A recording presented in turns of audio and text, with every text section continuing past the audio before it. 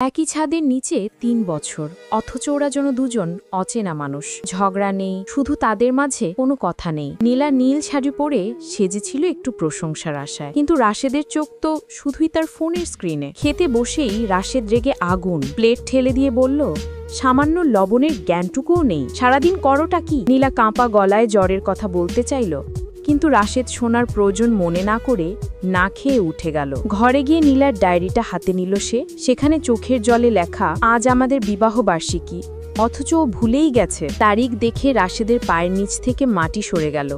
সে বুঝল, ইগো আর অবহেলায় সে নীলাকে পর করে দিয়েছে। অনুতপ্ত রাশেদ দৌড়ে ডাইনিংয়ে গেল। কান্নারত নীলার কাঁধে হাত রাখতেই সে চমকে তাকালো। নরম স্বরে রাশেদ বলল, আমাকে মাফ করে দাও, হ্যাপি অ্যানিভার্সারি। আর তোমার জ্বরটা এখন কেমন? অবাক নীলা রাশেদকে জড়িয়ে ধরল। জমে থাকা সব অভিমান এক নিমিষেই চোখের জলে ধুয়ে গেল। সংসার টিকতে দামি উপহার লাগে না, দিন শেষে প্রিয় মানুষটার সাথে দুটো মন খোলা কথাই যথেষ্ট।